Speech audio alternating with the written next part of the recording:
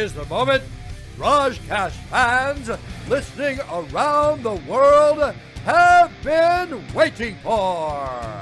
Live from the BrahjCast Studios in Mazomanie, Wisconsin, it's time! 1 hour of mind-blowing conversation for the podcasting championship of the world.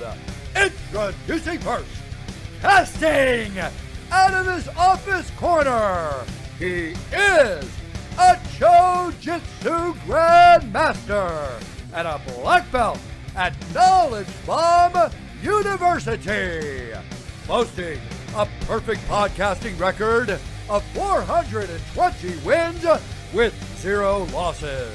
He stands at 5 feet 11 inches tall, weighing in at 180 1/2 pounds, fighting out of Mazomanie, Wisconsin, introducing the reigning, defending, podcasting champion of the world,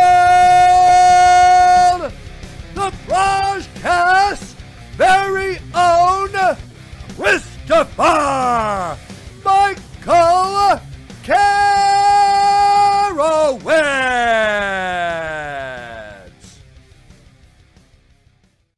And 3, 2, 1.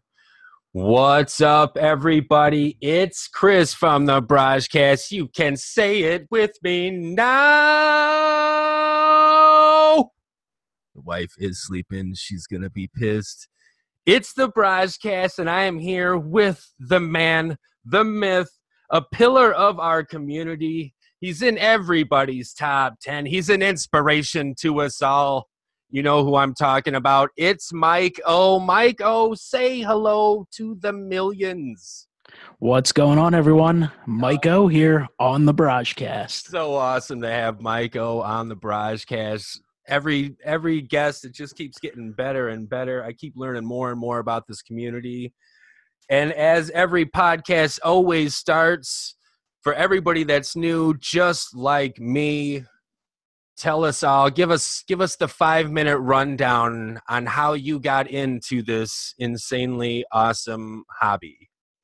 Well, I would say I was 7 years old, had a birthday party, which I was one of 6 kids, so we didn't have a lot of birthday parties, like big parties. It was usually like the, 6 kids and parents sitting around the table, singing happy birthday, all that, but you didn't have a crazy amount of friends, maybe a friend or two, but we had a couple birthday parties mixed in. So had one at age 7 and got a couple packs of 1989 tops from one of the guests. And, a few hours later, was opening them with my dad, and we were going through them, and he was telling me all about the players and all, just talking about the cards, the players, what some of the guys had done. I distinctly remember him telling me how Pete Rose was a bum, because that was right around when Pete Rose, I guess, got in trouble with the whole gambling thing.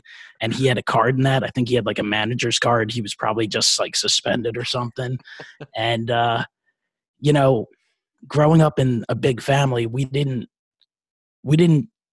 ask for stuff every day. So it had to be something pretty special to kind of work up that courage to be like, hey, do you think we could get some more? And that's exactly what happened. Hey, do you think we could get some more of these baseball cards? And then it kind of took off from there. And X number of years later, it's a full-blown problem, I would say. No doubt, man.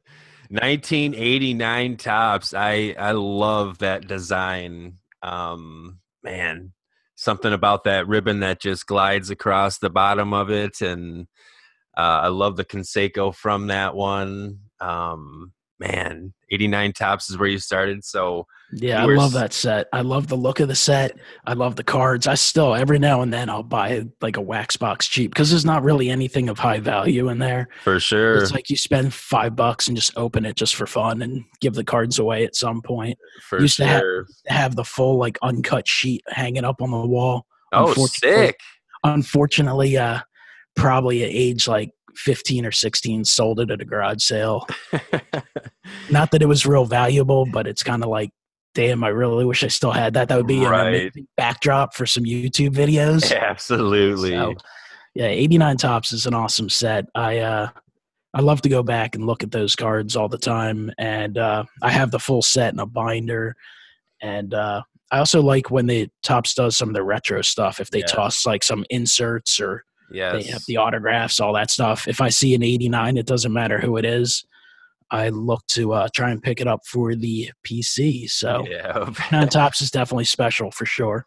For sure. The 2018 WWE Heritage was featuring the 89 baseball design last year. So I immediately gravitated towards that, and I'm still piecing that set together, but I'm very close. So I'm actually going to have to put the ones that I'm missing in the description below so the millions can help a brother out.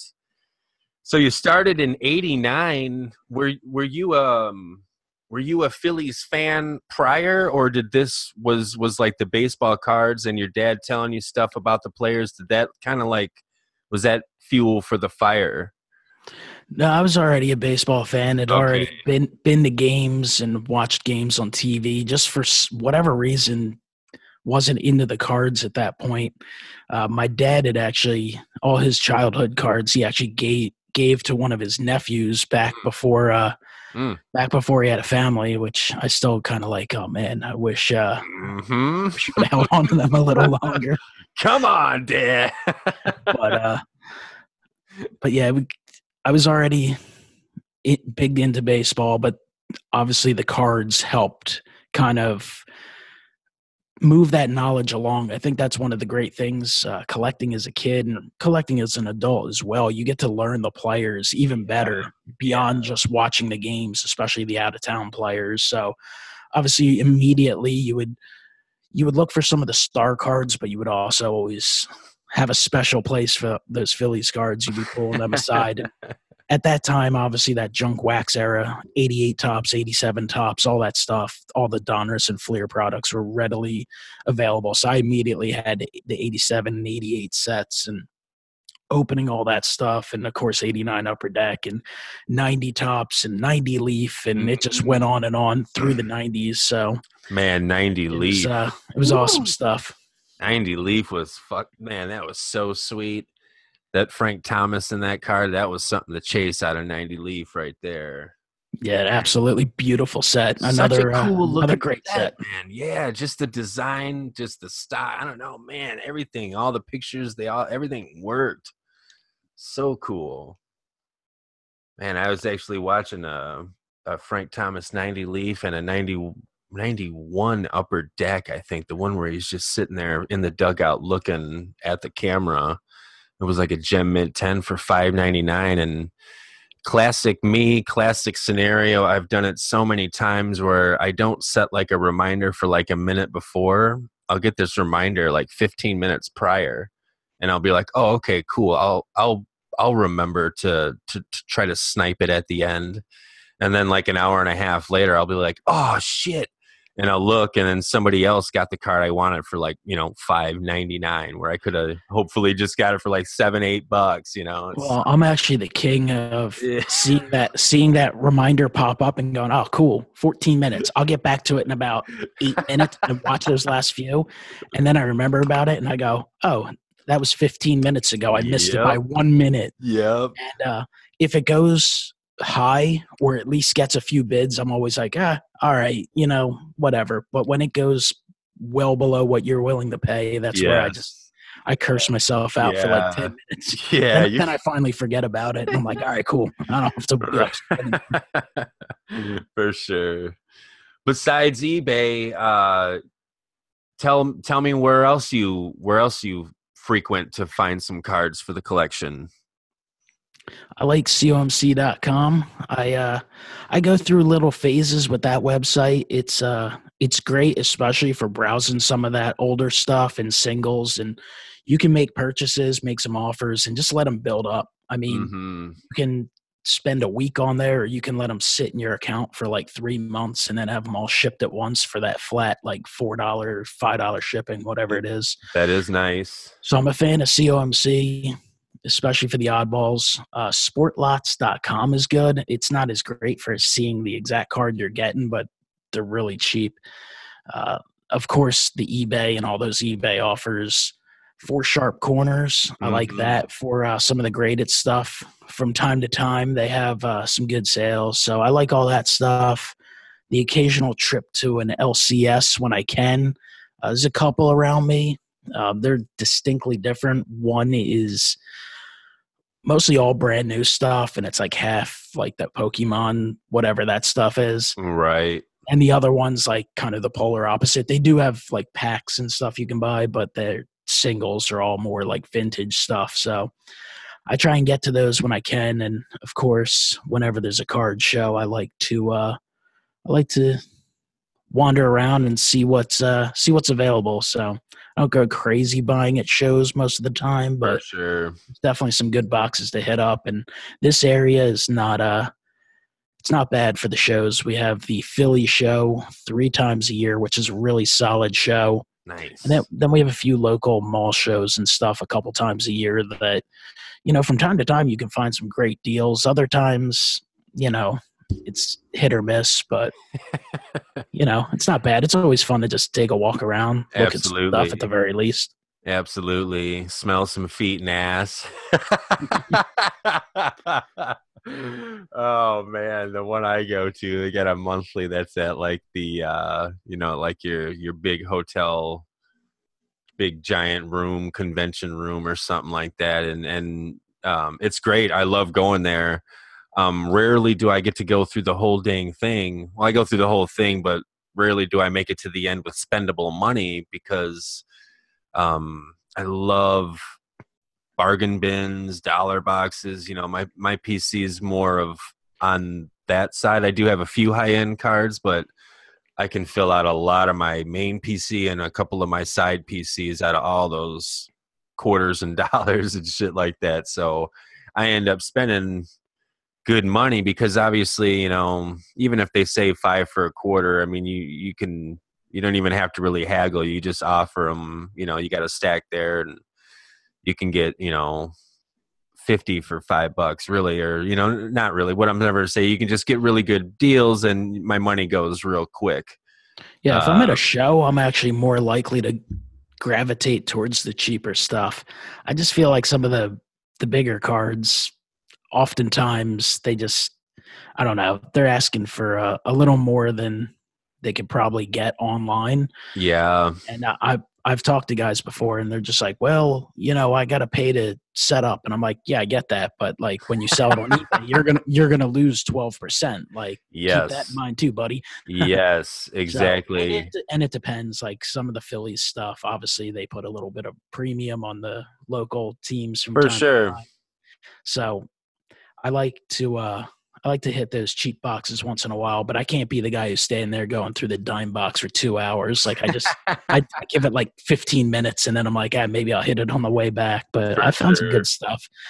Every now and then you'll find like $5 and $10 cards just thrown in those quarter boxes. So absolutely, it's kind of a must look.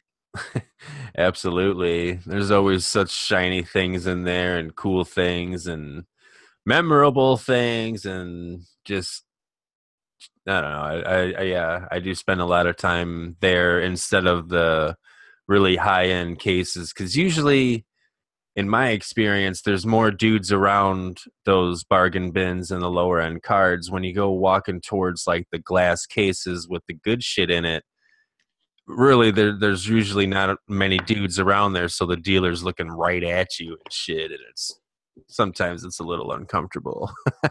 Yeah, well, some of it too, is crazy high end. Like I was just checking out a guy's case at a local show, and it's not a monster show. It's not a show like say the National, which I'm sure we'll get into a little later. it's not one where you have guys going there looking to spend thousands of dollars. So he had like a 1950 Bowman Yogi Berra. It was just looked amazing. It was perfect centered, crisp. It was like a PSA 8. And I was just kind of like, man, that looks amazing. Just kind of complimenting him. And he's like, you interested in it? I'm like, well, I would love it, but I'm pretty sure the price tag is beyond me right now. The guy's like, oh, it's only like, I forget what he quoted, like $2,000. So I was like, yeah, this isn't the market for a $2,000 card. So good luck. But I think some of those guys set up looking to buy cards. Some of the smaller shows with the high-end stuff, they're looking for someone to come in with a shoebox with a couple 52 manels that they can get for $15. Jesus. Which, Yeah.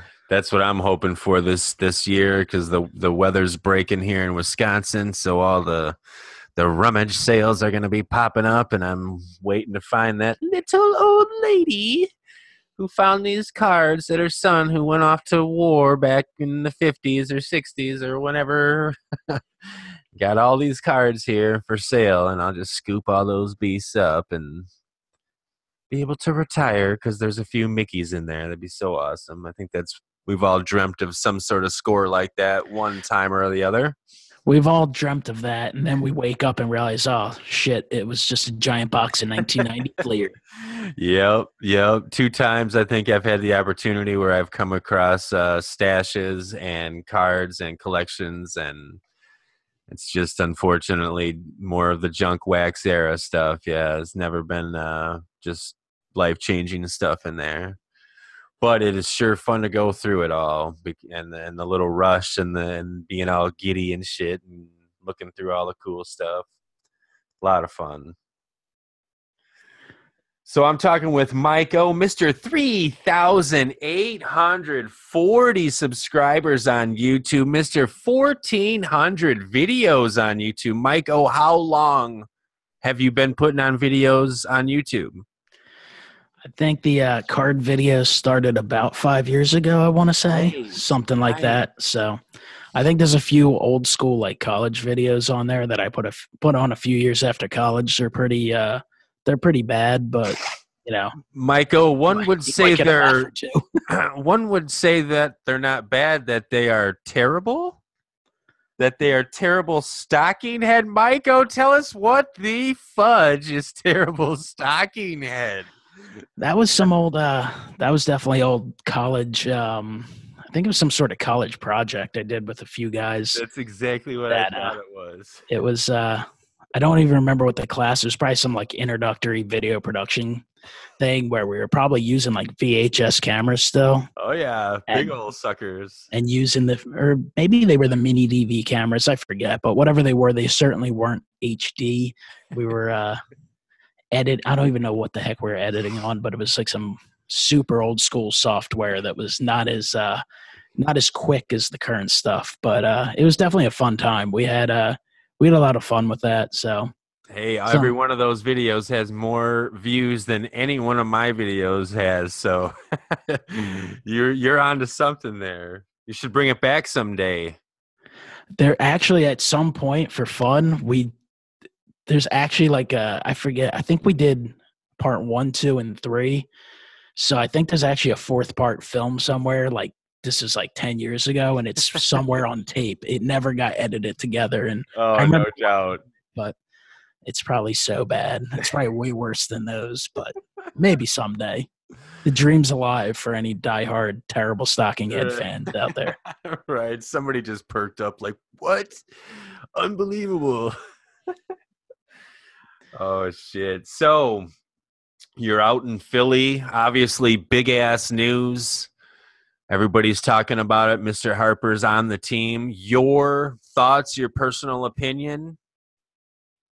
Yeah, we'll see what happens. No, I'm just kidding. It was freaking incredible. The Phillies, obviously, it's hard to believe that the heyday of the Phillies, if you want to put it that way, that 07 to a 2011 run where they won the World Series in 08.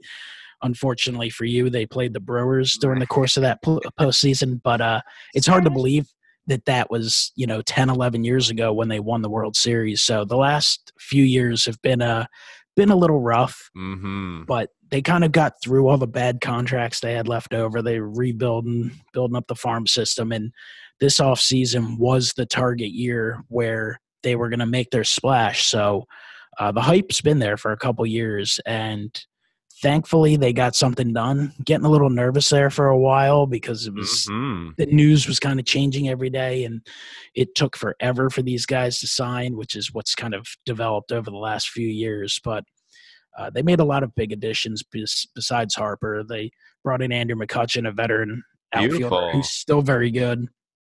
Traded for JT Realmuto, nice, the Marlins, who's offensively the last couple of years has been the best in baseball. So I think he's going to help solidify that lineup quite a bit.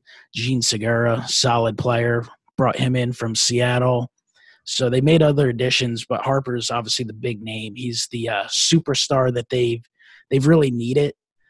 He fits the lineup perfectly, and expectations are sky high. Yes, they are. I'm personally trying to rein it in because obviously I know what they're capable of. But if you do take a step back and look at it, the Braves are incredible. They're young. They won the division last year. The Nationals are still really good. Despite losing Harper, they really don't have any glaring weaknesses. The Mets made additions. I mean, hopefully it doesn't work out for them because I'm certainly not a Mets fan whatsoever. But there's no reason to think that they won't absolutely compete for a playoff spot, and hopefully with the wild card and the division in play, secure one of those spots. But the Harper thing is like, I don't know if I've ever seen such an immediate impact. That news broke, and instantly I see the update right away from MLB. Then I get a message from a couple buddies of mine. Then my dad tries calling me, leaves me a voicemail. He sends me a message. I get more messages, and then I'm looking at the thing. I go, freaking the home opener tickets sold out instantly. The prices skyrocketed on StubHub. Next thing you know, the jerseys are going nuts and all that. I mean, it's ridiculous. It's absolutely insane, but it's a good type of insane. It's exciting, and I can't wait for opening day coming up. Man, who do you guys open up against? They're home against Atlanta for 3. Woo! And then right away they go to Washington for a couple games. So Harper makes that return to Washington pretty quickly. Right away. Oh, what do you think? Mixed reaction from Washington, or you think he'll get booed out of the building? What do you think's going to happen? I mean, I think Washington is kind of by nature, because of the job market down there, it's very diverse in terms of a lot of transplants. So there's actually a big contingent of Philadelphia people down there. Oh, shit. And in the past, back in the heyday of the Phillies, when Washington first moved from Montreal and became the Nationals, Phillies fans took over that place for years. Obviously, Phil's kind of went south a little bit. Nationals had some incredible years, so that kind of changed a little bit, but I'm sure there'll be tons of Phillies fans down there as well. So I think it's going to come off as a very mixed reaction because it might be close to 40% Phillies fans at the game. But I would think Nationals fans aren't too thrilled to see him go, and specifically in the division. So right. A little too soon, still a little bit too much of a sting. Yeah, he'll certainly hear some boos for sure. Yeah. Especially if you ever go, when they go back and, and the Phillies are doing really good. And if the Nationals happen to be not doing real good for some reason, he'll really hear it then. That's for sure. But who cares? You got him for the rest of his dang life. It's 13 years. It's a while. That's crazy. I remember reading the article about him when I was in college. It was the Sports Illustrated with this 16-year-old kid on it. And they're I think it said something about the Michael Jordan of baseball or LeBron or something like that. I can't remember quite what that Sports Illustrated cover said. But I remember reading it, and I was like, yeah, right. This kid ain't going to make it.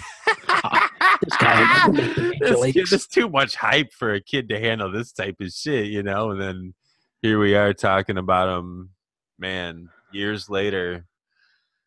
Kid's been doing good.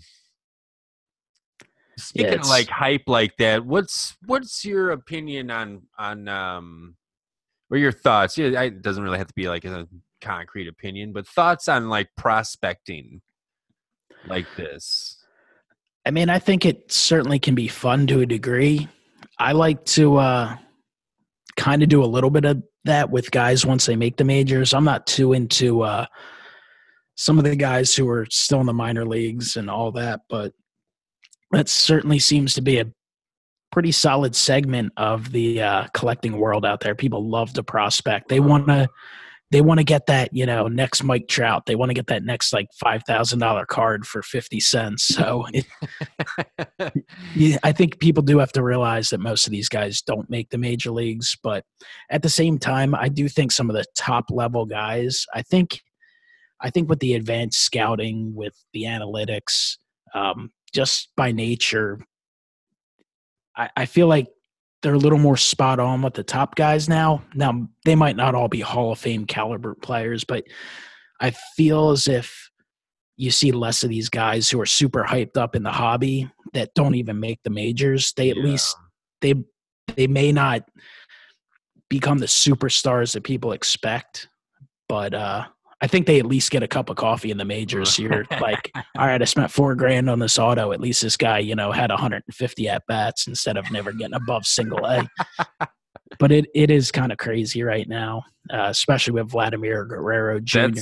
That's what I'm looking at right now on my eBay screen. The last couple of months of sold product is what I wanted to talk about. It's nuts. It's just his dad is in the Hall of Fame, and his son, who's never played above AA, if I'm not mistaken, correct, is like outselling him 5 times. Like, it's ridiculous. Sold September, I was gonna say. Sold February 14th, Valentine's Day of this year. A best offer was accepted on a pristine 2016 Bowman Chrome, but it was listed for $35,000, and somebody best offered that beast. So, I mean, we're talking. That's a Jordan PSA 10 rookie right there. Is $30,000 right now. Here's no best offers. They're selling with 33 bids for $10,000. This was last week. On a guy that hasn't even fucking, oh man, it pisses me off, really. Not like I'm not mad at the people. I'm mad at like what I consider just like bad ethics, just horrible, like spending $10,000. So that means you're expecting to sell this for like 30 or 40 in 20 years. Like, are you kidding me? What kind of investment is that? Yeah, it's weird. I don't even know what to think about it because like I don't really follow all the Baseball America grading systems all that much, but I do know that Guerrero Jr., I believe, is the highest rated hitter they've ever had and all this stuff, right? And the guy looks like he's going to be incredible, but you don't know what's going to happen. Is he going to be plagued by injuries? Is he going to just decide, I'm sick of this after 3 years? Like, who knows? I mean, he's not exactly, just based on his cards, he doesn't exactly look like he gives a shit. He looks like he might hit that, Wendy's drive-through every now and then after the game. My God. Dude, there's a video on Twitter right now of him signing all of his. I saw it. Dude, chucking them into that box. Dude, no one's ever going to pull. I mean, yeah, that's some solid PSA 5s there. So garbage. Just tossing them into a box. Sign, toss. And people are like, oh, those are the no good ones. I'm like, yeah, right. Right. It's crazy. I mean, his first Bowman Chrome just in the PSA 10, I know like a year ago. At one point it was like $35 and then it was like 50.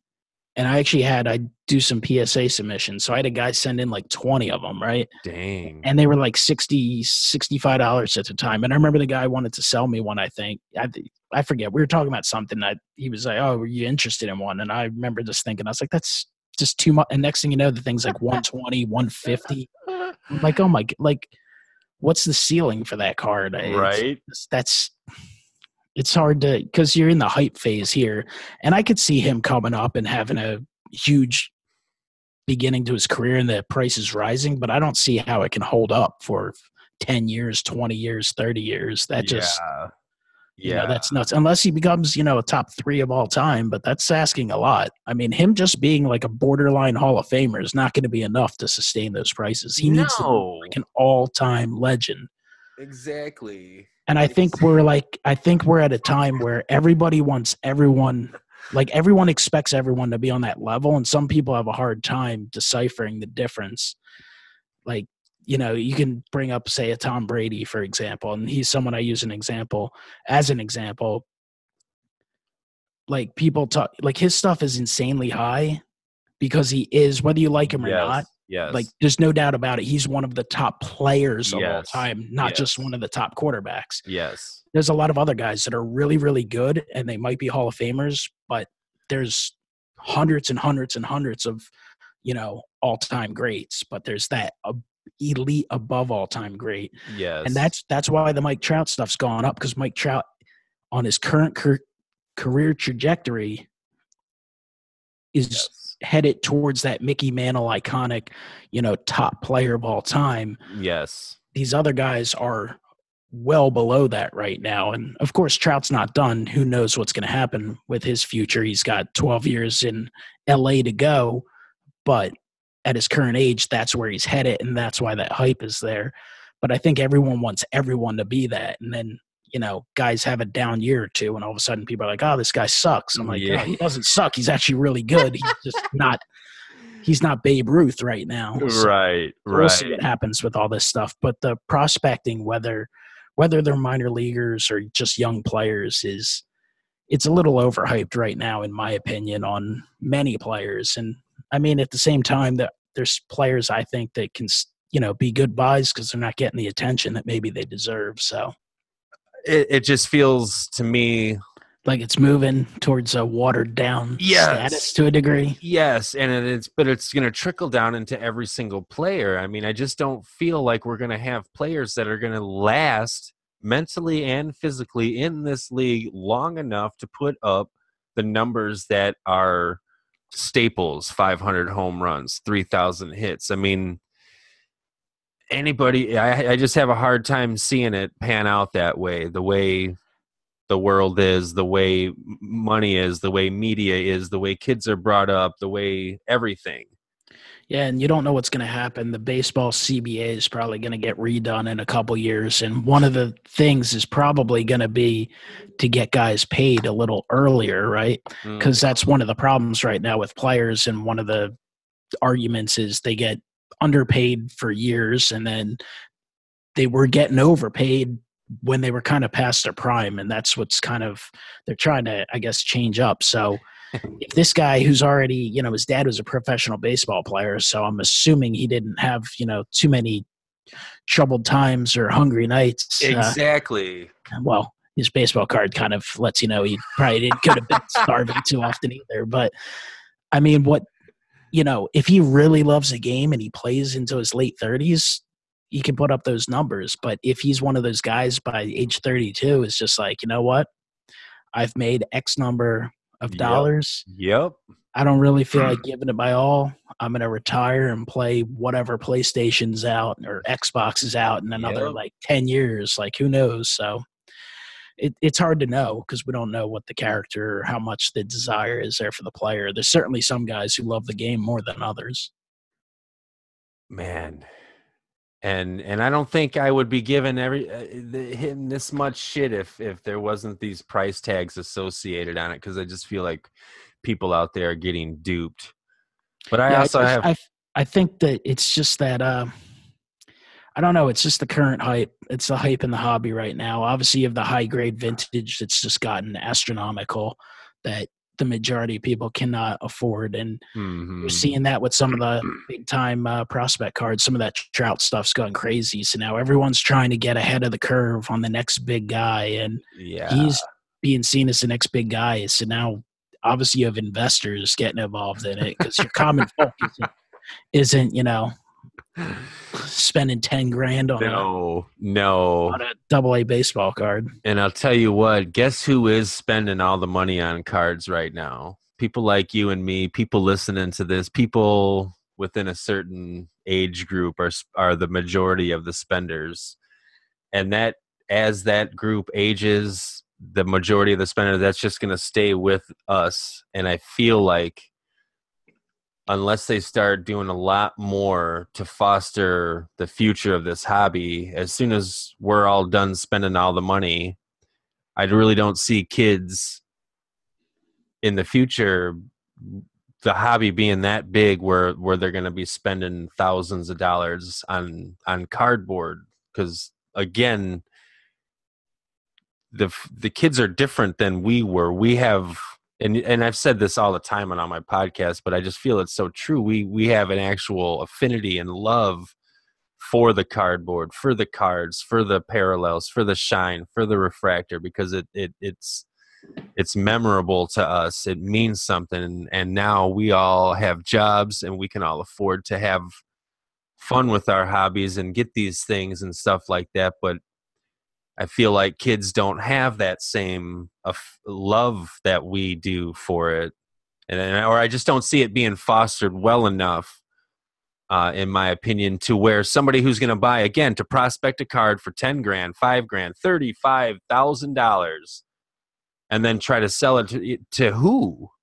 We're all selling cards to each other. All of us in this group of, we're all, within this 10 to 15 year range of age.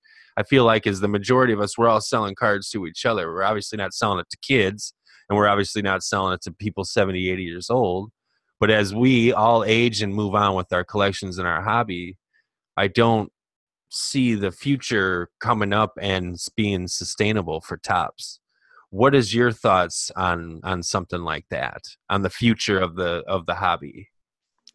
I mean, I think it's going to be interesting to see how it develops. I certainly think Topps needs to continue to promote towards both kids and fans of the sport, because there's a lot more fans of the sport. And I'm just referring to baseball. Obviously, we have all the sports. Yes. There's a lot of fans of the sports that don't collect cards. They just, for whatever reason, they fell out of it or just were never introduced to it. So I think it'd be very wise to start doing some stadium giveaways, things like that, more promotional stuff. I feel like back in the 80s and early 90s, you would have baseball cards and cereal boxes and Cracker Jacks and all that stuff a lot more often. And you really don't see that stuff anymore. I guess part of it's all the exclusive licensing. I don't think that's the best thing. There's certainly kids in the hobby. There's kids interested, but I don't think it's at the level that it used to be at all. You have just so much going on in the world. You have so many kids who spend their lives sitting there watching video games and for sure, or the Pokemon and all that stuff. And then of course you have all the non-sports stuff that, all the TV shows and cartoons and all that, they make all that stuff. So we'll see. There might be a trend back towards physical stuff at some point. Maybe we'll cycle through it. I do know we're at that stage now where everyone's just downloading their music, downloading their TVs. I'm kind of, not that I buy as much of that stuff as I used to, but I still from time to time like to actually have a physical CD, be able to look at a for sure album cover, a DVD, and be like, oh, here's a case, here's a DVD. I can put it in the DVD player or Blu-ray player or whatever. Yeah, for sure. I don't mean to be like stuff. Oh, I'm sorry. I don't mean to sound negative. I know I probably sound negative about the future of the hobby. I just worry about it because I want it to be there. I just don't see enough. I mean, we have 37 plus products from one company per year. There's a string for like 3 months where we get a product every week.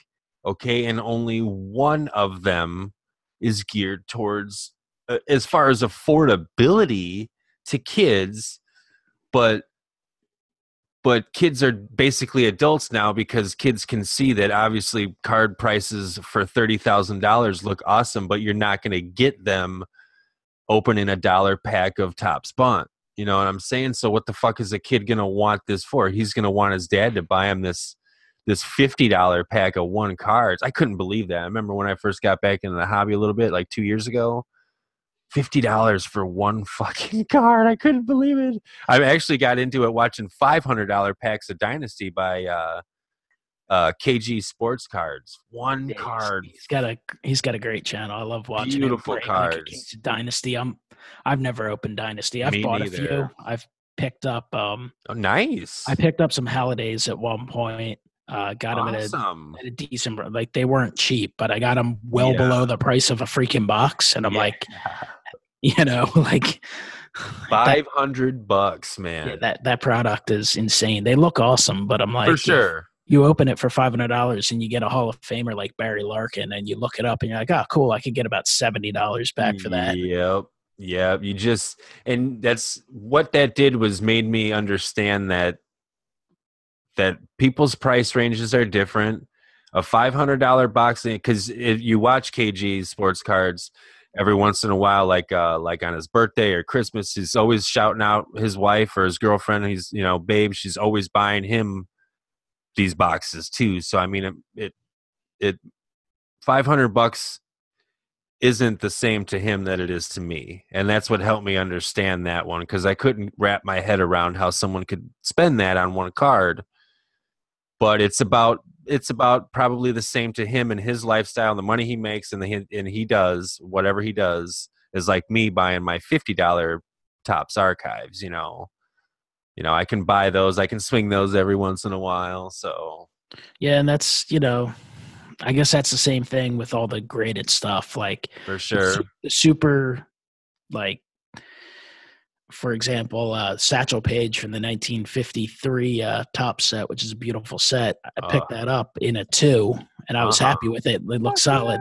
I mean, most people want it in a 6, 7, or 8, and that's like, from like 140 to it bumps it up to like what, $1,000, $1,500, $2,000. Like, forget it. I'll take the 140.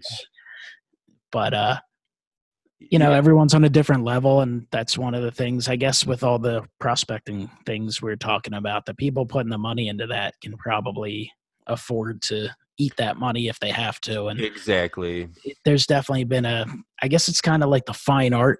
I always think to myself, I'm like, who the hell's paying, $10 million for this ugly ass painting? But people have been buying them for years and years. Yep. And I guess they always find someone to sell it to. So there's 8 billion of us on this ball. So somebody's got more money than me, and 35 grand ain't shit.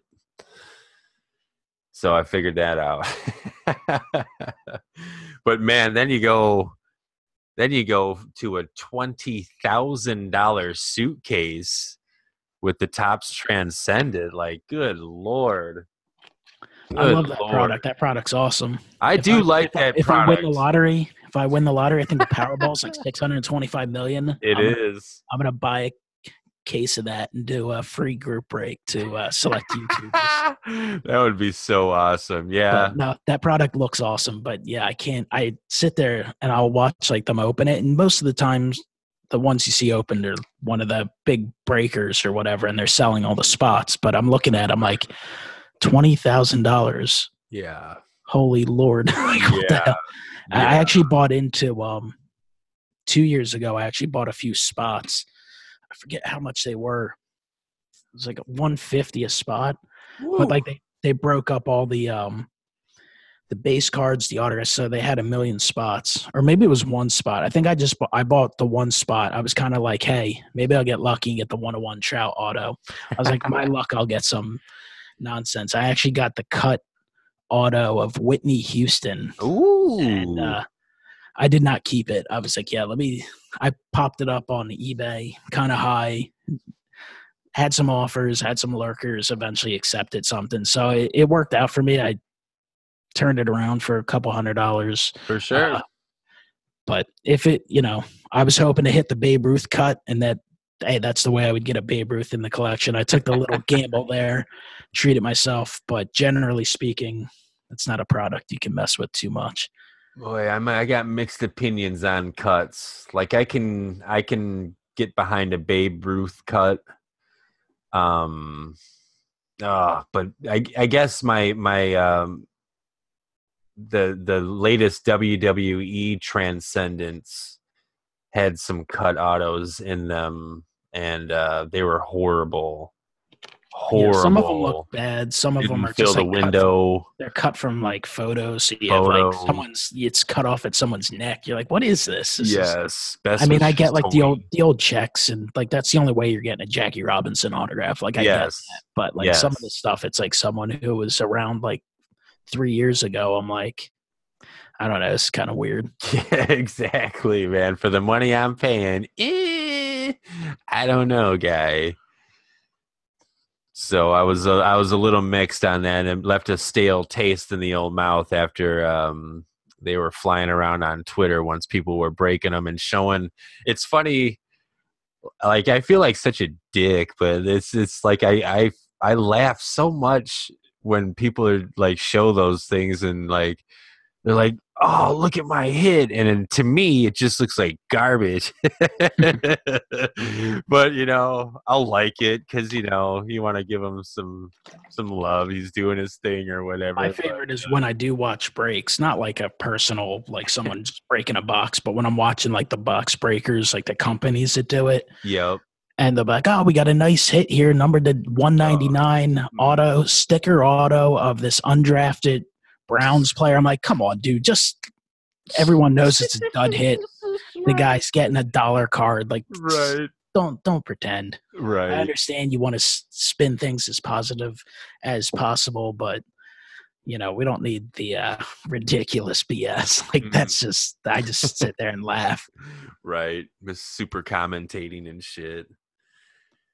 So speaking of autos, you've done, speaking of, here, let me back up the train. I'm talking to MikeO. I had a bunch of names that I was going to try to segue into here, but I think as I'm looking over them, Patches, Don't Call Me Mike O'Houlihan doesn't really make the cut anymore. Shaquille, Don't Call Me Mike O'Neal doesn't make the cut.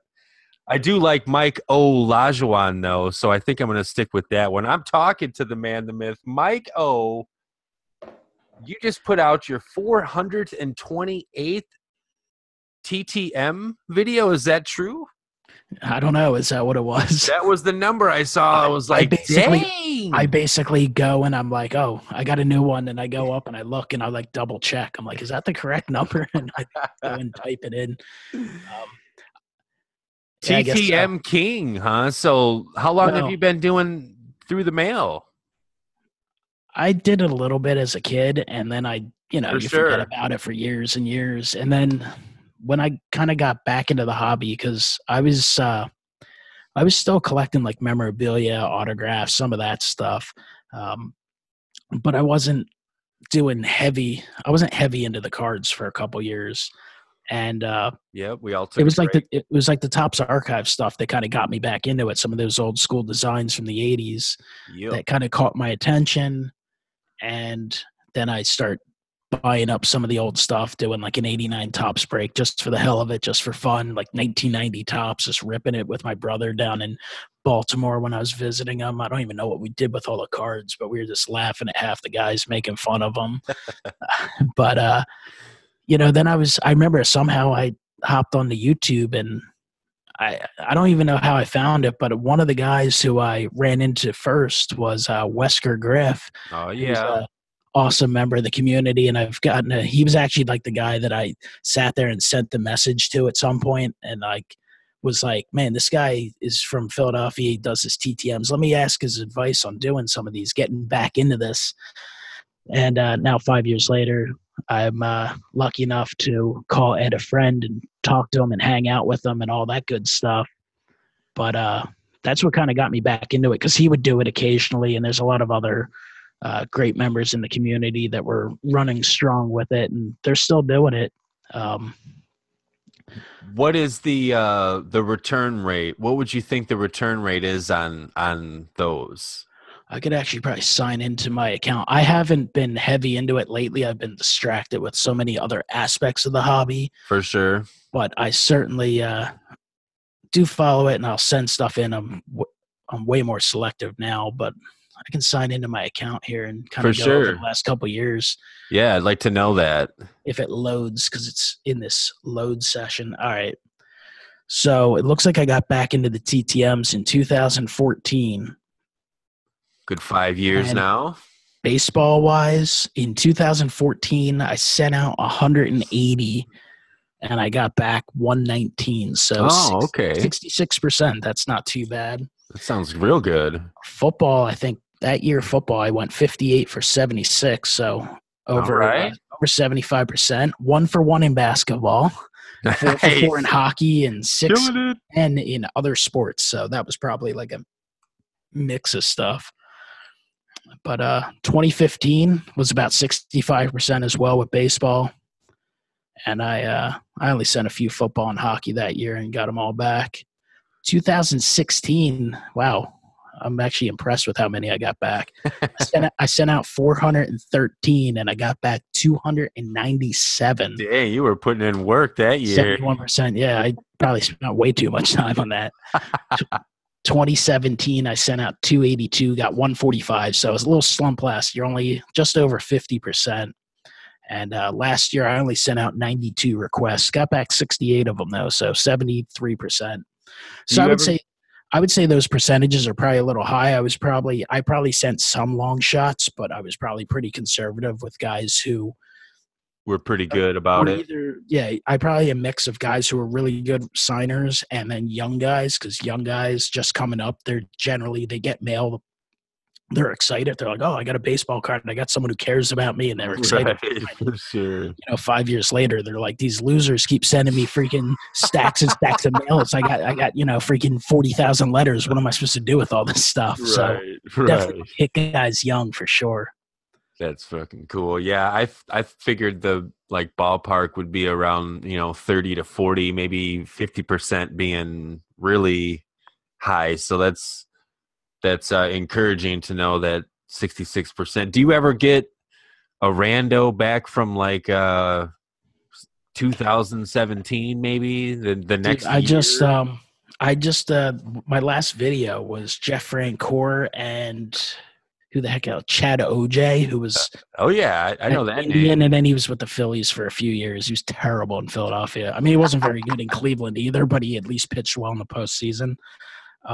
Those both were long successes, but actually just was it Friday, and I didn't get to do a video for this. I actually got another Jeff Francoeur back. This one was sent to the stadium the year before that one. So I got 3 back, and it's 1,087 days. Jeez. So it took a little while.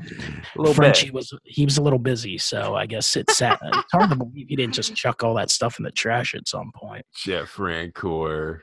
But I'll have to show that off hopefully in the next few days when I get a minute. But the TTMs, it's definitely an aspect of the hobby that's become more and more popular. For sure.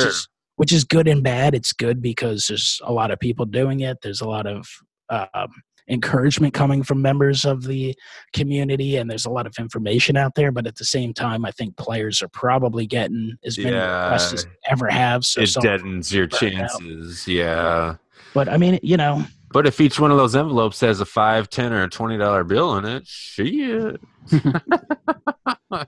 Yeah, and there are actually a lot of Hall of Famers that will sign for small, reasonable donations. Some of them, I shouldn't say donations. Some of them are just cash for the wallet, but a lot of them are donations, and they'll accept checks to charities and stuff. So, I mean, that's something that's a way to add autographs to the PC and absolutely at reasonable prices, and you can get it on the card you want. And that's one of the aspects I've always liked about in-person and TTM autographs. Since you're getting a card that you really like, you're selecting that card. Agreed. And when it comes back signed nicely, I mean, there's not much better. So agreed. On card, that is a really good aspect that you get to select the card, because there are a few Jose cards obviously I'd like to have signed. And the only way I guess I could catch them would be obviously in person or some sort of Topps archives or something like that. I'm sure he'd sign for you if you went hunting for Bigfoot. Hunting for Bigfoot only cost me $5,000. Hey, you can go on 2 trips to hunt Bigfoot with Jose Canseco, or you can drop $10,000 on Vlad Jr. I know, right? So that's a no-brainer right there. Oh man, I actually tried reaching out because he's always putting out that garbage ass shit all over his social media, and then he always gives out his manager's number. So I reached out and just to see how much it would cost to have him come on here, and I got some general response back of, while he's excited and about your inquiry and would love to come on, he is, and this is legit. So I guess it's kind of cool. He's starting his own podcast, so he's just gonna do his own thing here. So maybe in the future, blah blah blah. It was like it seemed like a pretty copy and pasted response though, but it was to the tune that he's starting his own thing, and maybe in the future. So we'll get to hear all about it in person, all about how A-Rod is banging his ex-wife, all this weird, shitty posts. He's an interesting dude. He posts some. I know. I did see that he, he's gone to the future and come back and give him the results of games. But I don't know. I guess he went to an alternate future because the was incorrect about what happened in the game. So. Yeah, he missed. He did go to the future and watch the Super Bowl ahead of time, but gave us the wrong score on that one. Jose, you dick. It makes it harder and harder to become a fan, man. Harder and harder to show off my cards on other social media. You know, on YouTube, it's fine because if you're coming to watch my videos, you pretty much, the deal. I'm going to throw up some Consecos, but on all the other forms of social media, you just take a picture and put it out there. There's a lot of haters out there. How could you collect such an asshole? What the snitch, blah, blah, blah. It's like, man, whatever. There's haters everywhere, but I don't know, social media is interesting. People, it's a good thing, but people love to get behind that keyboard and go over. For sure. I love it. Oh, man. So that's cool, though. TTM, yeah, that was something I definitely did as a kid, sent it out to all the stadiums. I think maybe at a time Beckett or Sports Card Digest. They definitely. I remember them posting like somebody had the stadium, their successes, or I think they would like highlight like some guys who were signing or something. For sure. Because there was a way I got like Frank Thomas back, but it was like fake. I think it was a fake like 8x10 with a print on autograph or something like that. But I got a couple other ones I can't remember because I was kind of a White Sox fan at the time. But yeah, then seeing it come back like that, and I was watching this year Chase and Ink.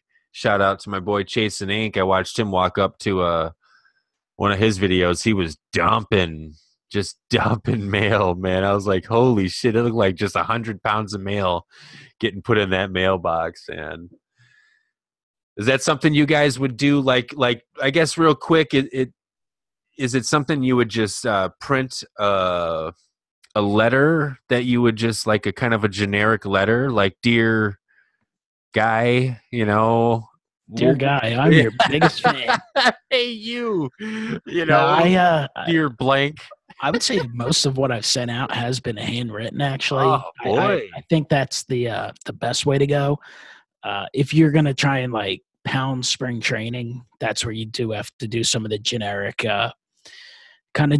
change it up a little bit and be able to print off like 20 sheets in 5 minutes. I've definitely done that. I think I did that probably 2 years ago at spring training. So I did okay, but I did try the type up a letter and convert it to Spanish with a few guys. That did not work at all. So I'm sure the Spanish came up horrific. They probably looked at it and said, "This guy doesn't know what the hell he's talking about."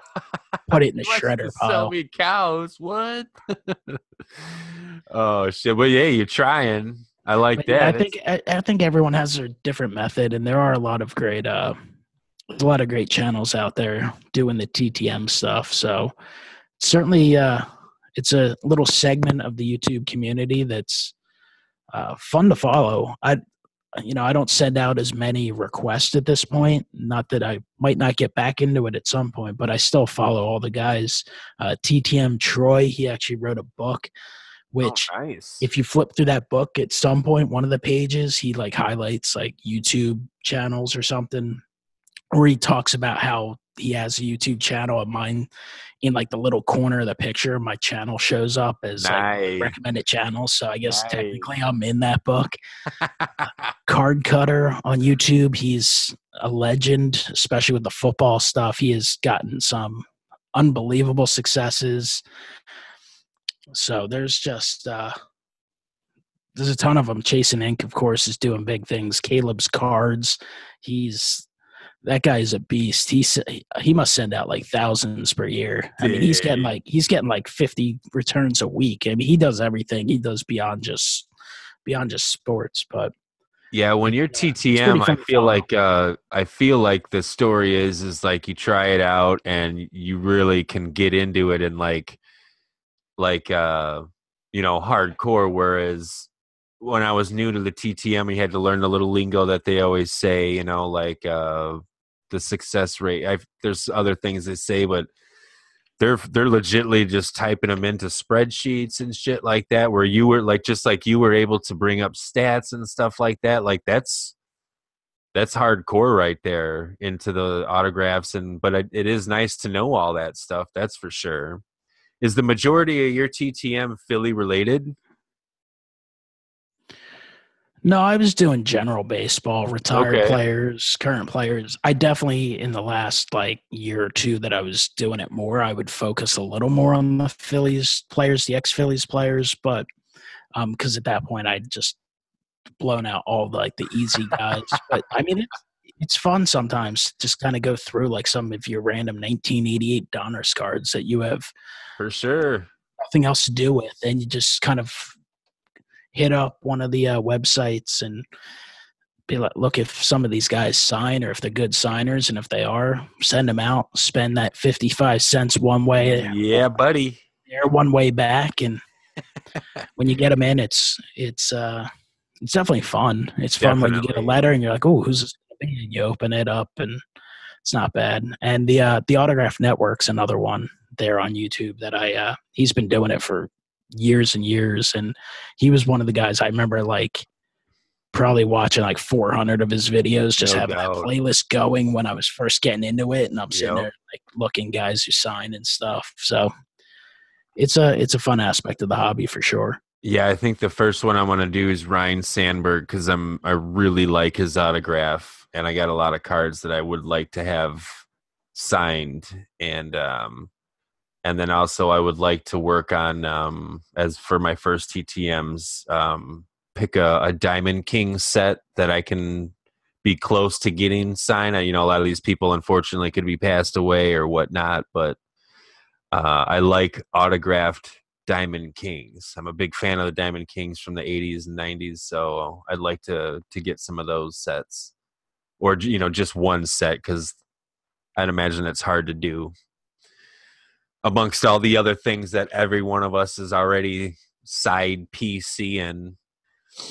That's one of the problems with this hobby. It's like impossible to focus. I mean, a ton of respect for, you with the Conseco stuff and others out there who collect that single player, single team. I mean, I definitely focus to a degree on the Phillies, but I can't help myself from picking up other cards and breaking 100%. Stuff and buying single and doing the TT, doing everything. There's like, it keeps you busy. That I don't do. For sure. There's so many fun aspects to be in. And, the TTM to me, that's like more of the affordable side where you can get autographs. I mean, come on, where you don't, boxes cost a lot of freaking money right now. And like you said, you can customize that autograph. Like, that's so cool.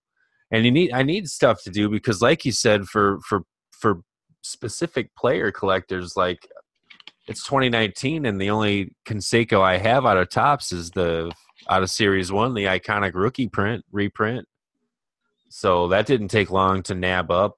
So, there's not much to do, and it's always fun, obviously, to try to fill in holes in the binder, where I try to get one of every Conseco from from like 86 to 92.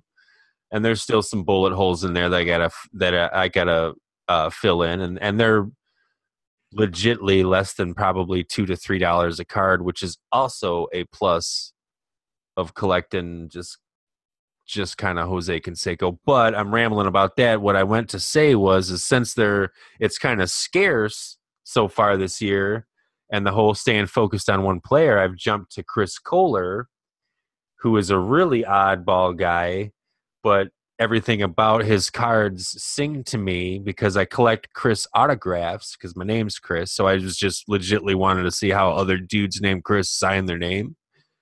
So, and my name is Chris Karowitz, having the initial CK. I came across Chris Kohler's autographs from 2014 Bowman. And his autographs are garbage as shit. They're ugly as hell, but they're legitimately just they say CK. So it was cool to see my initials as an autograph. And it was also really cool that card was $1.24. And it was also cool that he was an Oakland Athletic. And it was also very cool that he only has one professional baseball. Like he has a few minor league cards. He played with the Vermont Lake Monsters and shit like that. But he only has one legit, like, there's no Topps card. It's just a Bowman. So that's kind of unique. So all these little things, and again, the big trump factor was the affordability of these cards. So it gave me something to chase while I'm, don't have any Cansecos coming in, and I don't even know what's coming down the line this year for any Cansecos this year. So saying all that to say all this, yes, it is super hard to stay focused in this hobby. So it's nice that there are other aspects to dabble into, and I think TTMs is going to be my next one. Yeah, and you can definitely do it. I'm sure you have some kind of cheap products sitting around that you can rifle through and probably find a few guys. So it's definitely it's one of those things you can do with some of the junk wax era cards that you don't know what to do with. It's like, all right, let's sift through these and see who we can get an autograph on. So it's a lot of. There's some beauties in that junk wax too. Cards I got set aside of some guys that there's some good looking dudes. And I've said it before too, an underrated set because a lot of people hate the set, but 1991 Fleer, the bright yellow cards. Oh yeah.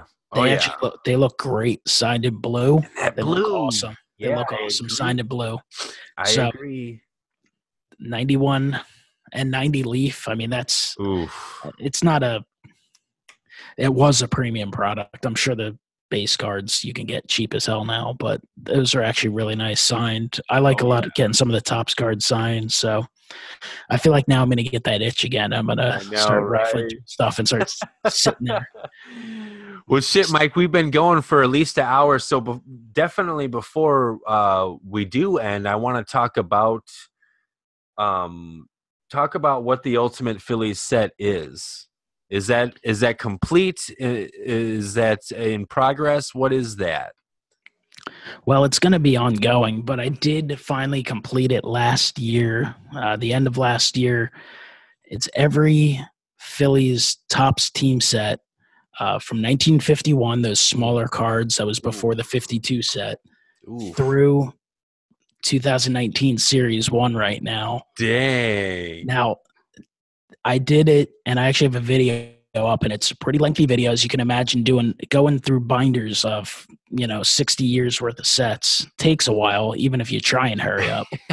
I actually do need like 2 cards from Update Series last year, which I actually still have an unopened box, and I never opened, so I'm sure I have them. And they're like 10-cent cards. Yes, I've just been too lazy to pick them up at this point. But it's pretty fun. It's up there on the YouTube channel. It's a lengthy video, but I got a lot of compliments on it. Awesome. I think I did a speed version too. Like a week or two later, I like freaking spun through it at like 2,000%. There you go. Tougher to follow every card, but you can see every card. It was fun. It took a while to put together, but I bet it's all a binder project. So is it one set dedicated per binder, or do you got like 3 or 4 years per binder? I got more than 3 or 4. Okay. I think I got it all stuffed into 3 binders. I think I just started a 4th binder for this year. Okay, so you don't have 50 binders laying around like dedicated for that project. Okay.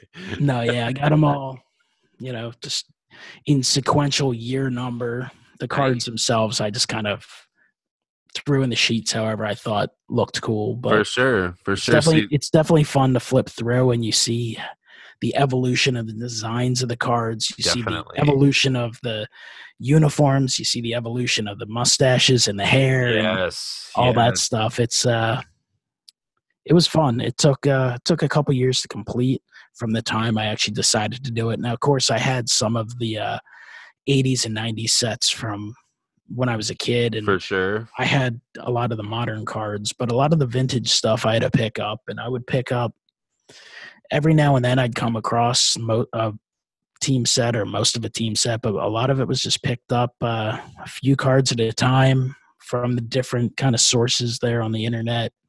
Had some that fellow YouTubers had sent to me. They would send me a care package. Nice. Get a stack of some Phillies Topps cards that I was able to use. So it was a lot of fun. I enjoyed putting that together, and now it's one of those things. It's like a conversation piece. I'll probably actually take it out on opening day, definitely, and flip through it, and just kind of you kind of appreciate the vintage cards that you weren't around for, and some of the history of both the sport and the team, and then you get closer to the players you saw growing up, and you have that nostalgic feel of it. Then you kind of have some of the guys from your more adult years, and you're like, man, this guy sucked, and these guys were bums. the bums from the late 80s, early 90s. Oh, yes. As a kid, you thought they were good, so I'm just like, dude, Von Hayes, yeah, he was still good. And I'm like, Hayes kind of wasn't that great. But, the guys, you have the rough years, but then you have the good years and the great players, and you can flip through it and just see different cards that activates a memory of definitely time you spent watching a player, time you spent with other people at games, and all that stuff. So it's something I certainly encourage fans of teams to try and complete. It would I think it'd be a lot of fun. If you're a Yankees fan, tough. I mean, you're in trouble because they have it's expensive. Yeah, they have so many expensive cards. But if you're a Marlins fan, you could probably do it in 2 weeks. I mean, been around for 25 years. Yep.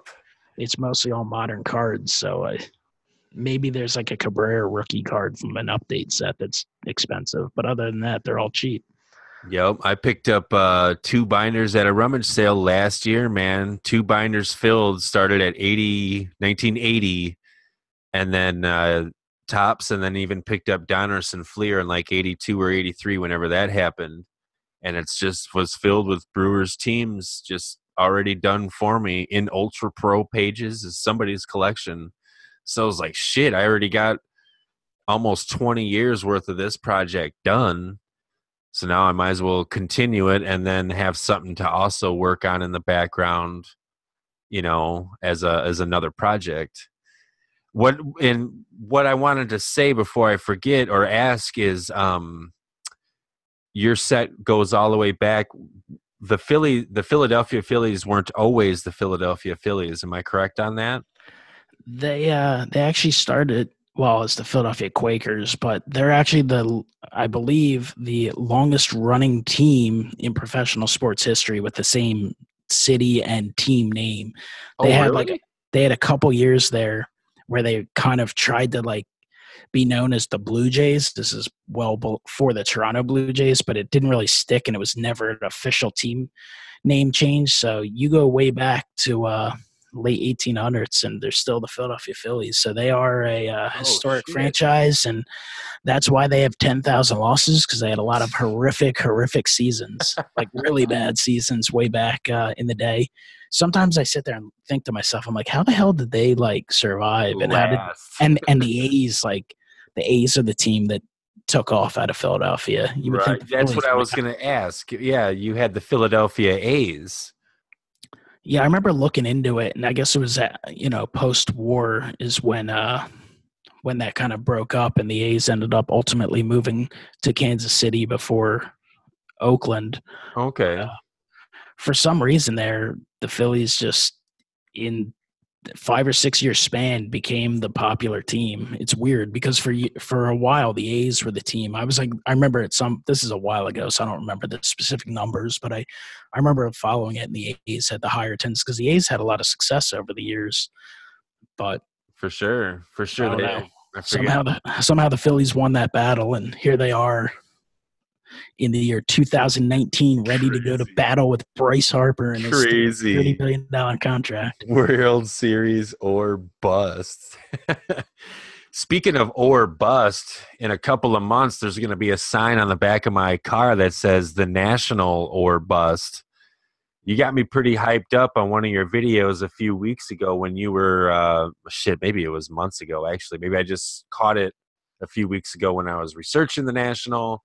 But you were possibly recapping it and talking about the Chicago National, which is what's coming up.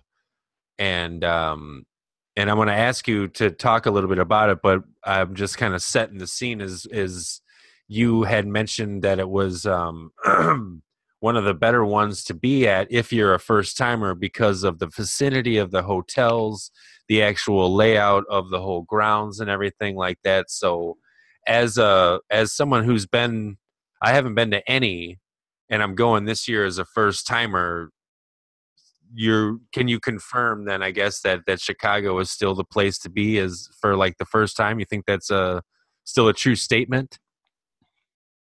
I think Chicago in general is the most popular of them. I like when they have an Atlantic City personally, because I can drive there in an hour and a half. But honestly, it's probably the worst one. It's weird. People who travel don't like it because it's like 45 minutes from New York or 45 minutes from Philadelphia. So it's not easy for people. Cleveland, their center is great. It's huge, and you don't have to worry about bumping into people, but it's spread out. Like you have to take a 10-minute Uber ride, or you have to drive and get ripped off for $15 a day for parking. Yeah. Chicago is the best. I think its central location in the country. You get the biggest turnout. People from the West Coast, East Coast, and the middle of America all kind of ascend on Chicago there. And there's a lot of hotels around. So, obviously I understand you want to get the best deal you can on your hotel, but I think it's a very important factor to keep in mind to try and stay at a hotel where you can either get a quick shuttle or preferably just walk to the center. Yes. Because it's right there, and it's one where you can do that. And that makes a huge difference, and ultimately will probably save you money when you consider how expensive the Uber rides and all that can be. You don't want to miss out on the show itself or meeting up with fellow YouTubers or fellow collectors. Chicago is certainly a good time. There's a ton of stuff going on. There's always little trade nights going on and meetups with different groups. And there's a few bars there. The bar at the Doubletree 2 years ago, I guess a lot of the athletes that are in town signing there will go there, grab a drink or two. I mean, very cool. Kind of celebrities rolling through there every few minutes. So it was pretty funny. Lawrence Taylor walking by, and nice. It was Henry Winkler was walking by. I was actually getting ready to record a video with Tops 85401 Nate. Yep. One of the baseball card junkies. We were setting up for a little pack rip. I was putting together a video of everyone ripping one pack, and he's getting ready. I didn't have the camera on, unfortunately. I was setting it up. And Henry Winkler just walks by, and he's like, "Hey, Mr. Winkler," and he shook his hand. I'm just like, "That's awesome." So it was hilarious, but it's a good time, and the show's great. And everyone has a different take on the show, and obviously we all go there because we collect sports memorabilia and trading cards, and you certainly want to pick stuff up. To me, it's always been kind of feels like a family reunion type of deal. It feels like a pilgrimage. And I go there to check out the cards, but I really like to go there and meet up with, fellow collectors that I've interacted with for years. Some I've met in the past, and, you get to kind of see them once a year, and others that I'm getting to meet for the first time. So to me, that's what the most important aspect of it is. I mean, again, I'm lucky enough in this area, we have a big show 3 times a year, and yeah, that's huge. It's not out of the question to be able to go to some of the New York shows. Don't usually do it too often, but I have small shows, and you have eBay, so you have a means to purchase cards. So, I mean, if you're shopping for a monster card, and you're looking to spend big money, it's definitely a great destination to be able to look at that card in hand before a big purchase. Definitely. But if you're just going to kind of pick up small stuff, I mean, you're going to be able to find that, but you can kind of hang out with people and browse the cards, but you will be overwhelmed for sure when you walk in that show. I want to. I just want to walk in there and jizz in my pants. It's a big step up from the little mall show with 7 guys smoking cigars. You just walk in there, like it'll probably legitimately take you 2 hours to walk by every table, even if you don't look at a single card. If you just walk and weaving your way through it, probably going to take you a couple hours. Like it's huge. So I'm it's exciting though. It's fun. It's a great opportunity to make videos for sure. For sure. Now again, I always go there and I'm like, oh, I'm going to do a break with this guy. I'm going to do a break with this guy. I'm going to do a sit down talk about whatever in the hobby. Then I have like this idea for like 97 videos, and then you get there and you're just hanging out and you're just like, oh shit, I forgot to make any videos. So last year, 2 years ago, I think I did more. I recorded a lot of stuff. Last year I recorded some stuff, but I basically did like my nightly recap, and I did a few live streams. So that was fun. Yeah, I remember watching all of those. Watch you guys do some box breaks or pack breaks and stuff like that in your live streams. There's the one like epic live stream. It's like 2.5 hours long in a freaking bar. It's hilarious. Yeah, I think I tuned in for part of that one. I remember that one. You can flip through that now and then. I'll just like flip through it and just watch a few minutes of it. And it's for sure. It's pretty comical, but did some of that stuff. And I always like to do that recap at the end and talk about it and show off some footage I get. So it's a good time for sure. Hi, I'm Renata Bliss, and I'm your freestyle dance teacher.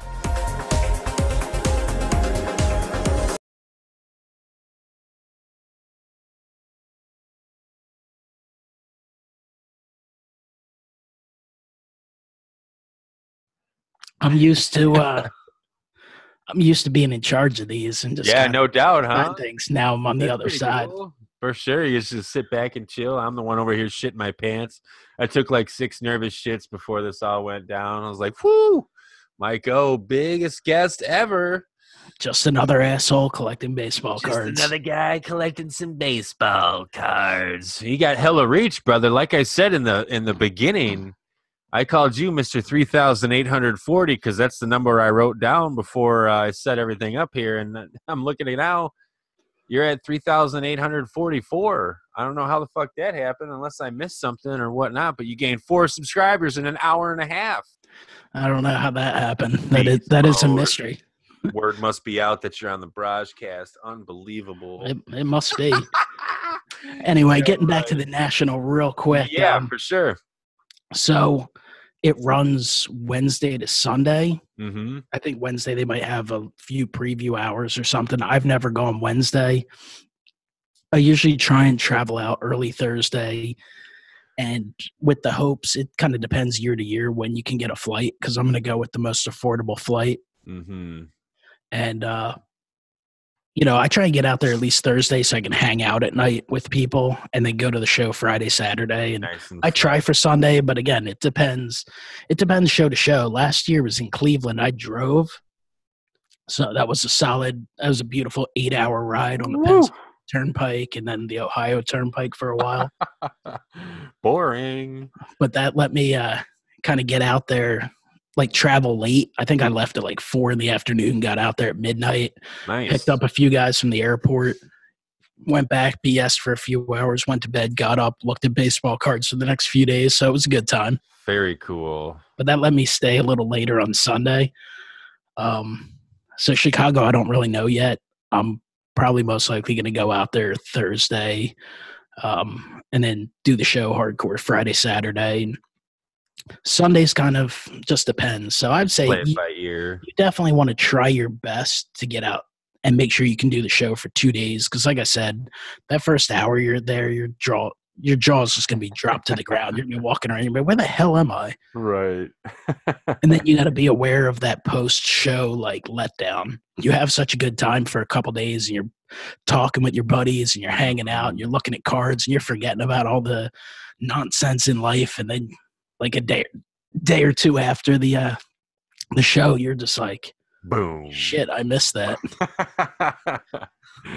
Oh yeah, I'm expecting that for sure. But I'm also can't wait for the super rush of just meeting everybody in person that says they're gonna go, and everybody on here on YouTube. I mean, you can watch them on video the whole time, but it's just got to be different to actually see people in person and be able to shake their hand, give them a hug, and be like, "What's up?" Take a picture with them and stuff.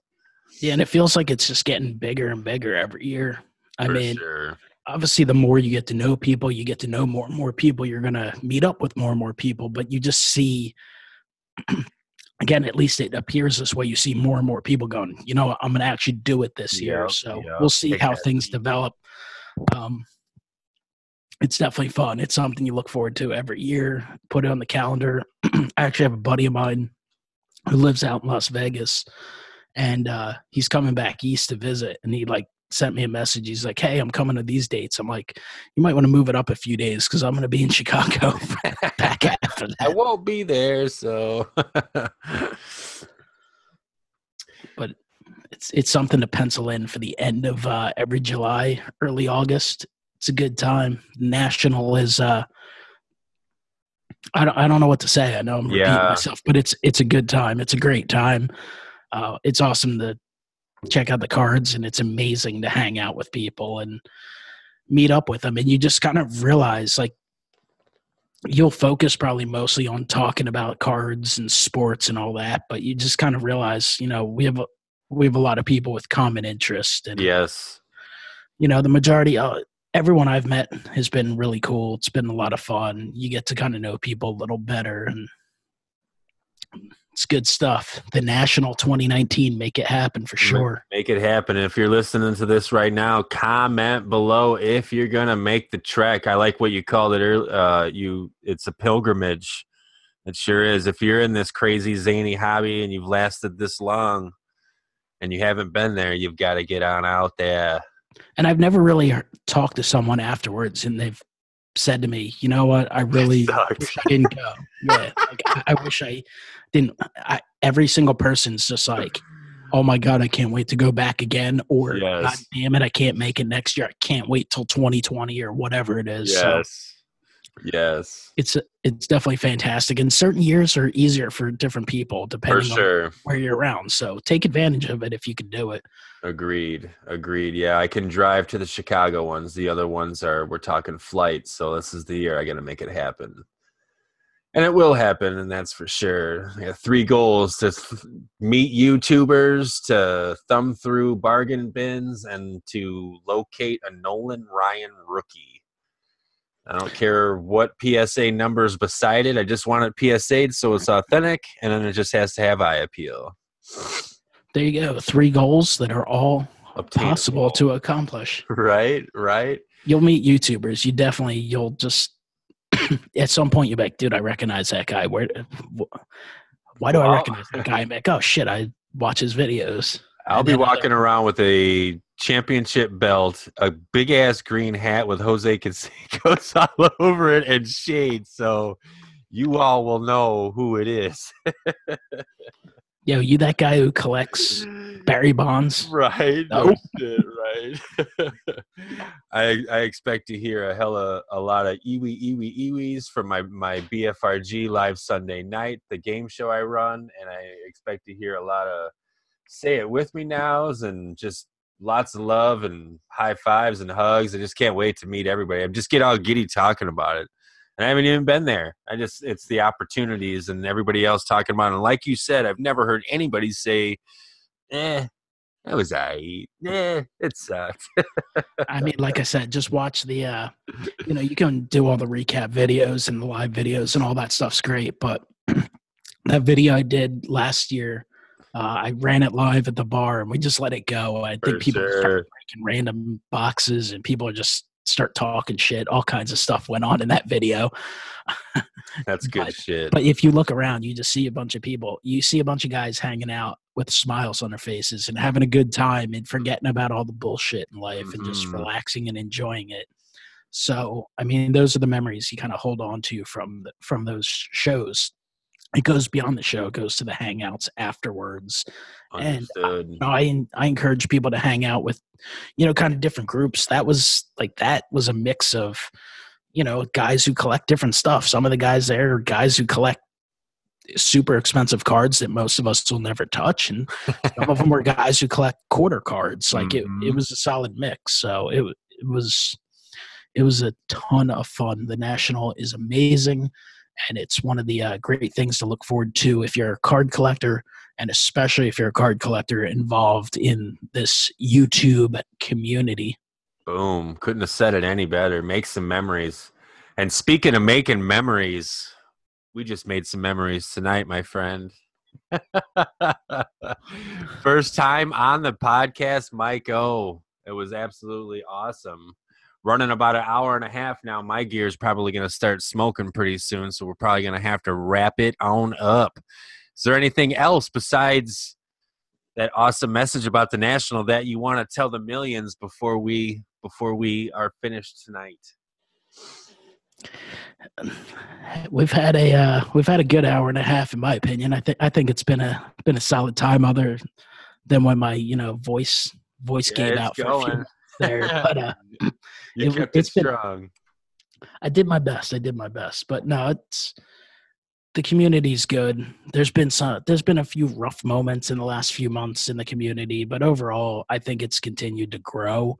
Agreed. I think there's just more and more people getting involved. There's more and more people watching. There's more and more people making videos, and hopefully it continues to trend that way. I do think the hobby is growing right now. The future, we'll see what the future holds for the hobby in general, but we got a long way before the future hits, right? So cue the thunderstorm music. I definitely encourage everyone out there who makes videos to continue making videos. Yes. I encourage those who haven't quite made videos yet, just do it. Listen, some people spend more time making their videos than others. It's a card community. Yep. You don't have to spend a lot of time. Agreed. I like to do the intros. I like to have the really good lighting on the cards, but you don't need it. I'm not saying go record a video in your closet in the dark where we can't see anything. But don't think you need that. Yeah. No, yeah. Today's technology is, even just from 5 years ago, it's really easy nowadays.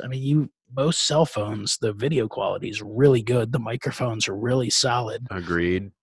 Go out there, hit up your local Walmart or Target, or jump on Amazon, buy that $10 or $12 mini tripod to set your phone up. Build your own tripod if you want. I've done that in the past. I've got them too, custom. I've set the phone up on boxes and propped it up. I've done that. You can do any of that. Yeah. Just start making videos and you'll have fun with it.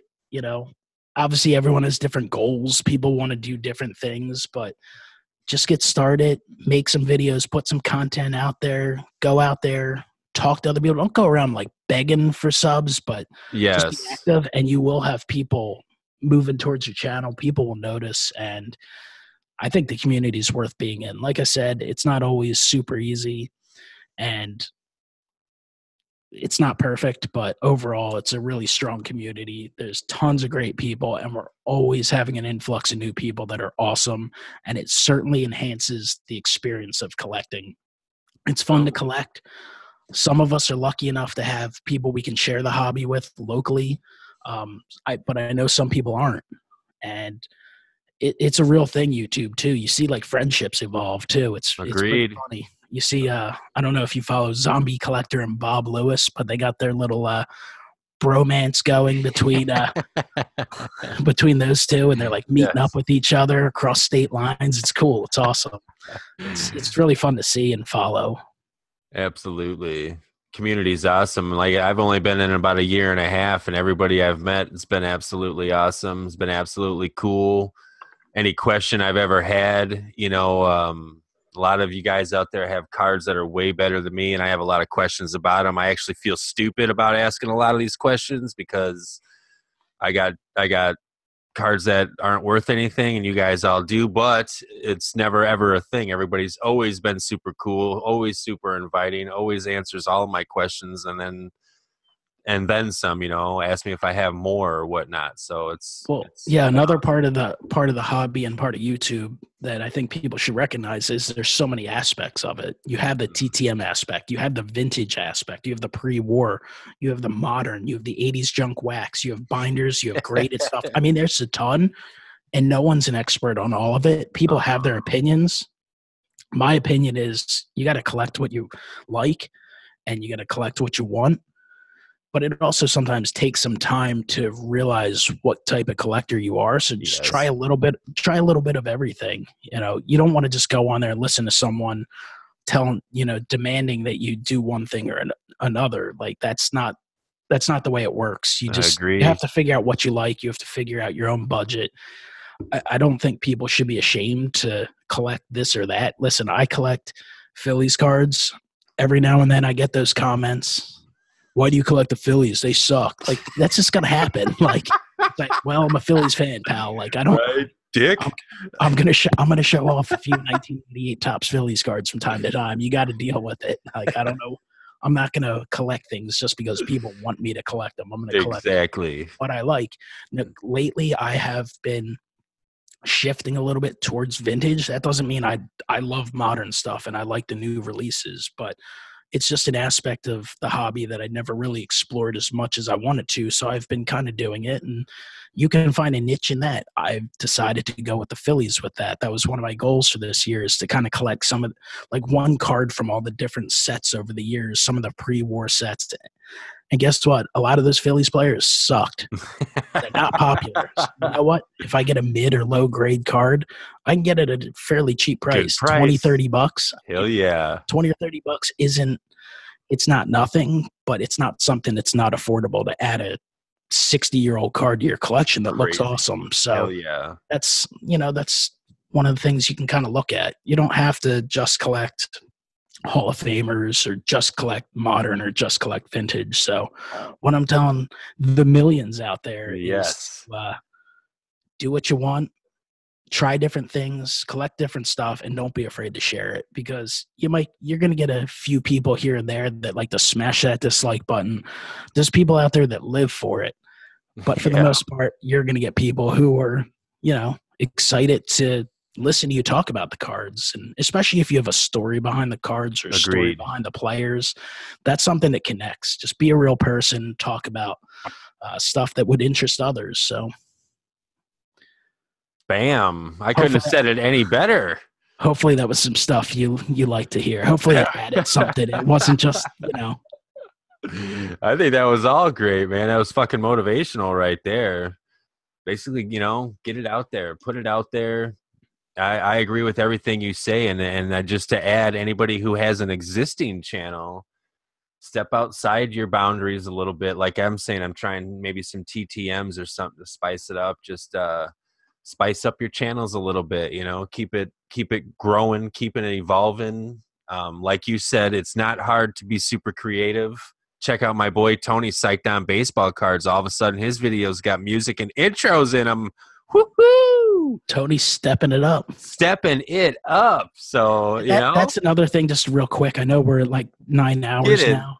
Who cares? Let's go with it. But no, I just want to say too, I wouldn't worry about ages too. Like, we got like 8-year-olds on here making videos. We got 18-year-olds. We got 28-year-olds. We got 38-year-olds, 48-year-olds. And we've got Jay McGillicuddy and Tony. I mean, I know Jay just posted something on Facebook, and I think he said he was 64 or something, which I didn't realize. So we got people of all ages hanging out on YouTube. So there's no judgment on age and stuff. I know some people are afraid to show their face. Yep. I mean, I'm not afraid. I do a lot of the hands videos. I do kind of both. I mix them up. Well, you do both. Yeah, for sure. I do think it's beneficial when building a channel to show yourself once in a while. I agree. You don't have to do it all the time. And I think it's just easier sometimes for me to highlight the cards and do that. But I do think it's beneficial, especially if you're someone who wants to interact in the community and you want to go to the national.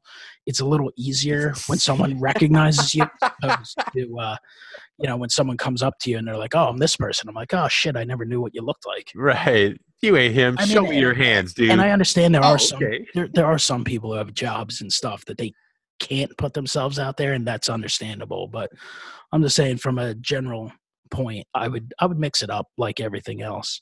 I agree 100%. Also, I want to just do a little thing for anyone out there still listening to the BrahjCast episode with MikeO. Post, let's see, what should we have him post? Post a Oh, comment. what are you thinking?